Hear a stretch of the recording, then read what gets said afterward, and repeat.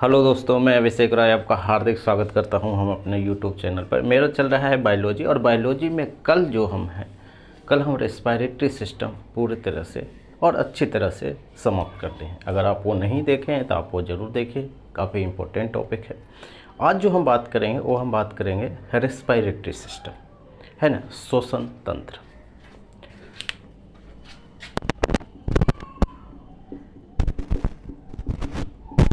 Respiratory system यानी इसी को हम बोलते हैं श्वसन तंत्र। रेस्पिरेटरी सिस्टम, इसका क्या मतलब है? सिस्टम का तो मतलब है कि group of organ, group of organ जो क्या काम करता है, जो रेस्पिरेशन करता है, जो श्वसन करता है ना। यानी जीवों में वैसे अंग या वैसे अंगों का समूह जो कौन सा काम करता है, वो रेस्पिरेशन का काम करता है, उसी को हम बोलते हैं रेस्पिरेटरी सिस्टम। और अगर हम यहाँ बात कर लें कि ह्यूमन रेस्पिरेटरी सिस्टम,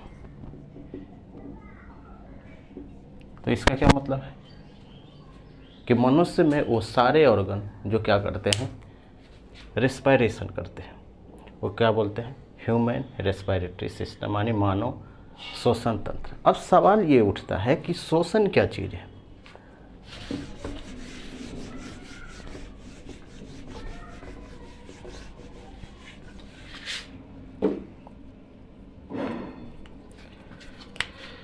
रेस्पिरेशन में क्या होता है? रेस्पिरेशन में क्या होता है कि हम हवा अंदर लेते हैं इनकी, और हवा में जो गैसेस है, हवा में क्या क्या चीज़ है, mixture of gases, mixture of gases, है ना। उसमें क्या है, उसमें ऑक्सीजन है, उसमें क्या है, कार्बन डाइऑक्साइड है, उसमें आर्गन है, उसमें नाइट्रोजन है ना, इसमें पानी भी है। तो ये सारे ऑर्गन क्या होता है कि जब हम खींचते हैं तो ये सारे चीज़ कहाँ जाता है, हमारे शरीर में जाता है ना। और जिस फ्लो से जाता है, अगर मान लेते हैं कि हमारा ये नाक से गया है, नाक का कौन सा पार्ट, फिर हम ये जाते हैं फेरिंग्स में जाता है, फिर किस में जाता है, लैरिंग्स में जाता है ना, फेरिंग्स लैरिंग्स। उसके बाद जाता है किस में, ट्रैकिया यानी विंड पाइप में जाता है, और उसके बाद ये जाता है लंग्स में। और लंग्स में कहाँ जाता है, और लंग्स में कहाँ जाता है, जो होता है कुपिका वाला पार्ट जिसको हम एल्वुलाई बोलते हैं। और लंग्स में ही क्या होता है, ब्लड, ठीक है। और ब्लड में क्या होता है, हेमोग्लोबिन, HB। अब आपको समझना है, इस पर आपको ध्यान नहीं देना है, हम इस पर तो डिटेल बात करेंगे ही। हम क्या बता रहे हैं कि जब हमारे जो सांस से है, जो नाक से जो हवा आया इंटर, उसमें ये सारा चीज़ें, एक गैस है उसमें, और ये गैस कैसे होता है, इस रास्ते को फॉलो करता है। यानी जब ये हेमोग्लोबिन है, यानी हेमोग्लोबिन का कार्य क्या होता है, ऑक्सीजन को ट्रांसपोर्ट करना, परिवहन करना, है ना। तो ये जो हेमोग्लोबिन है, ये कहाँ पहुँचा देता है, कि हमारे सेल और टिश्यू में पहुँचा देता है ना, टिश्यू में पहुँचा देता है। और यहाँ सेल और टिश्यू के पास क्या है, ग्लूकोज है, C6H12O6। और ये जब ऑक्सीजन मिला तो क्या मिला, CO2 प्लस H2O और प्लस ATP, यानी इसी को हम क्या बोलते हैं, एनर्जी मिली। यही तो प्रोसेस है।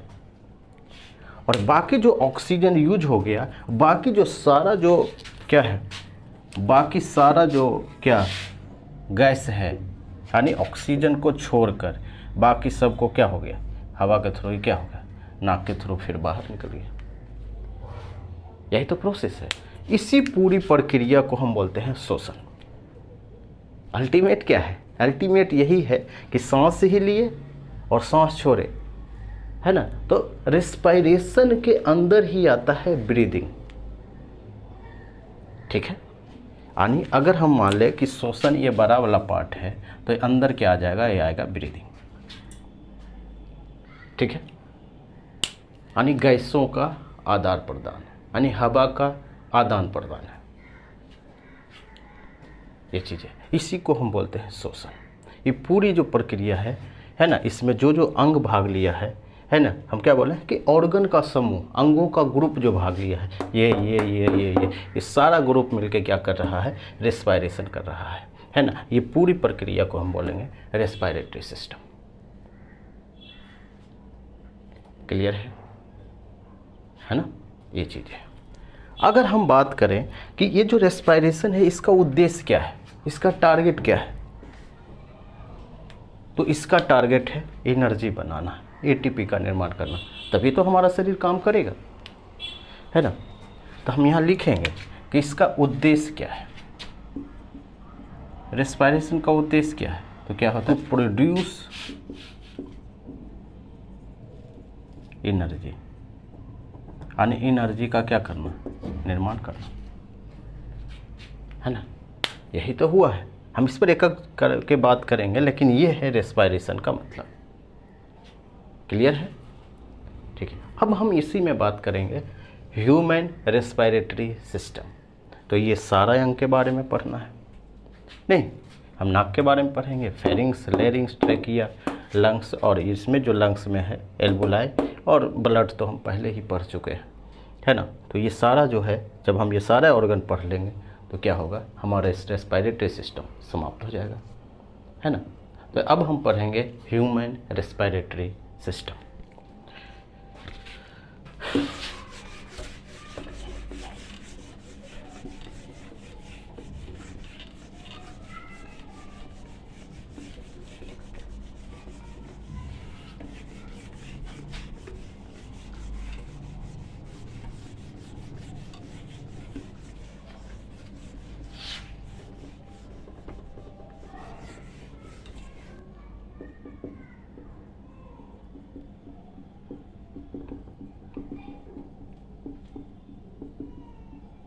ह्यूमन रेस्पायरेटरी सिस्टम, मानव श्वसन तंत्र।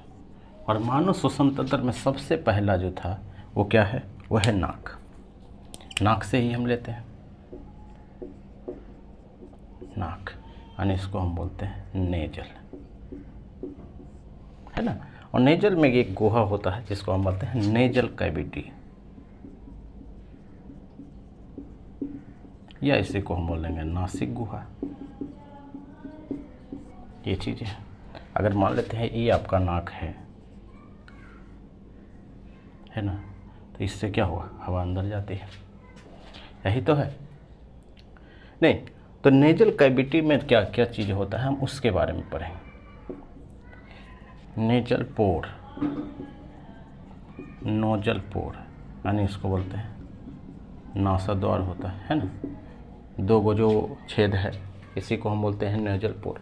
पहला हम देंगे, ये पहला हुआ, ये दूसरा। पहला हम इसमें पढ़ेंगे नेजल कैविटी। और नेजल कैविटी में एक चीज़ पाया जाता है जिसको हम बोलते हैं ओल्फैक्टरी लोब। और ये क्या करता है, स्मेल सूंघने में, यानी स्मेल यानी सूंघने में सहायक होता है। स्मेल, है ना। आपको कैसा स्मेल आया, अच्छा आया, बुरा आया, वो किससे पता चलता है, क्योंकि हम बोलते हैं ना नाक से सूंघते हैं, तो नाक में ये चीज़ पाया जाता है ओल्फैक्टरी लैब। क्लियर। और जो चीज़ आप सूंघे उसका इन्फॉर्मेशन कहाँ भेज देता है, ब्रेन के पास। जैसे अच्छा चीज़ सूंघा, है ना, तो आपको अच्छा स्मेल आएगा, और अच्छा स्मेल आएगा तो इन्फॉर्मेशन कहाँ पहुँचता है, ब्रेन के पास। और ब्रेन बोलता है नहीं, सूंघते रहो। खराब चीज़ है तो ब्रेन ही इन्फॉर्मेशन देता है कि नहीं सूंघना है। इसलिए आप जब मुंह पिचकाते हैं या आप चेहरा हटा लेते हैं या ढक लेते हैं, वो इसी कारण से होता है। वो कैसे होगा, हम ब्रेन में भी बात करेंगे आगे। ये कुत्तों में ज़्यादा पाया जाता है, इसलिए आप देखेंगे कि कुत्ता बहुत ज़्यादा सूंघ लेता है ना। अब मूवी वगैरह हम देखते हैं, अगर किसी लड़की का या किसी को अगर खोजना है तो उसका कपड़ा या कुछ भी दे दिया, है ना, तो उसमें थोड़ा भी उससे रिलेटेड जो स्मेल है उससे ही खोज लेता है। उसके बाद इसमें एक चीज़ और पाया जाता है, उसमें पाया जाता है नेजल, यानी नाक के बाल। नाक में हमारा बाल भी होता है ना। नाक का बाल क्या करता है कि जो हमारे शरीर में जो इंटर जो डस्ट वगैरह कर सकता है उसको रोकता है, डस्ट पार्टिकल को रोकता है, पॉल्यूटेंट को रोकता है, कोई प्रदूषण चीज़ अंदर ना चल जाए, है ना। इसीलिए के लिए क्या होता है, हमारे नाक में क्या होता है, बाल होता है।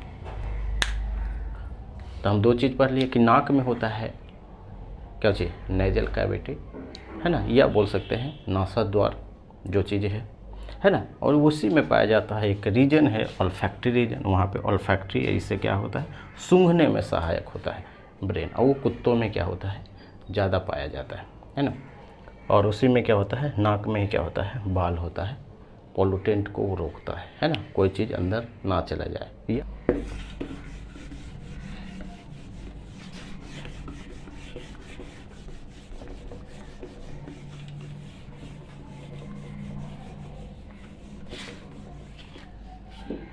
नेजल कैविटी में होता ही है, यानी नाक में एक चीज़ और होता है जिसको हम बोलते हैं नाक का पानी, यानी इसमें एक नमी होती है। अब देखेंगे कि जब ये नाक सूख जाता है, कभी अगर जो काम होता है सूख जाता है तो लहरता है ना। तो क्योंकि इसमें एक नमी पाया जाता है, इसमें क्या पाया जाता है, पानी पाया जाता है जो नमी को मेंटेन करता है। जैसे होता क्या है कि अगर मान लेते हैं कि अभी जो टेम्परेचर है, अभी है 20 डिग्री टेम्परेचर, और ठंडा में जो टेम्परेचर है वो कितना है, 10 डिग्री है।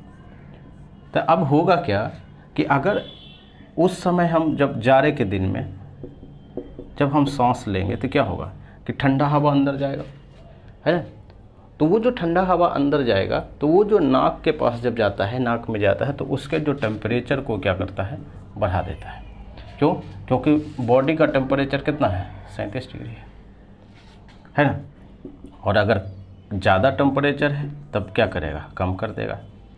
नहीं, 40 से बाहर तो आप सांस लेंगे, गर्म हवा लेंगे, है ना। तो वो जो मेंटेन करने का काम करता है हवा का, तो वो यही करता है, क्या चीज़, जो नाक में जो पानी है वो करता है ना, यानी एयर को गीला करता है।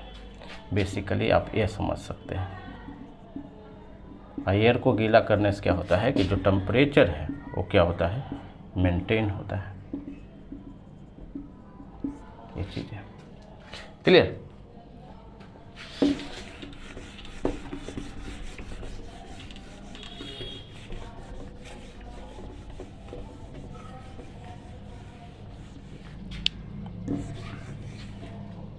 अब हम नाक से जब बढ़ते हैं तो मान लेते हैं कि ये नाक था, है ना, ये वाला नाक है, इस टाइप से है। तो नाक के जो ये वाला जो हिस्सा है, जो ऊपर वाला ये जो है, हवा जो जब चला तो यहाँ पर ही होता है, उसको हम बोलते हैं फेरिंग्स, और इसको बोलते हैं ग्रसनी। फेरिंग्स होता है, ग्रसनी होता है। यानी नाक के बाद क्या आता है, नाक तो आ गया, नाक के बाद जो दूसरा आता है उसको हम बोलते हैं फेरिंग्स, यानी ग्रसनी। ग्रसनी क्या होता है, हम ये भी पढ़े जब हम डाइजेस्टिव सिस्टम पढ़े थे, तो फेरिंग्स के बारे में भी पढ़े थे, है ना। यानी ये जो फेरिंग्स होता है ये दोनों का कॉमन रास्ता है, कॉमन है किसका, एक तो रेस्पायरेशन के लिए, यानी रेस्पायरेटरी सिस्टम में, और दूसरा हम बात करेंगे किसके लिए, और एक है डाइजेस्टिव सिस्टम, डाइजेस्टिव सिस्टम। यानी बेसिकली फूड वाला भी यही है, और क्या है, जो हवा वाला है, जो एयर वाला है, वो भी यही वाला है। क्लियर है, कॉमन रास्ता है। तो ये सबसे ज़्यादा सवाल पूछा जाता है कि फेरिंग्स क्या है, कि कौन है, दोनों का रास्ता सेम है, कॉमन पाइप है। कौन है, रेस्पायरेशन का और डाइजेशन, यानी फूड का भी और एयर का भी, है ना, कॉमन रास्ता है। या फूड पाइप भी लिख सकते हैं, फूड पाइप या विंड पाइप, ये चीज़ें। आज भर इतना ही रहने देते हैं, है ना, कल हम इसके बाद पढ़ेंगे, है ना। Clear, thank you.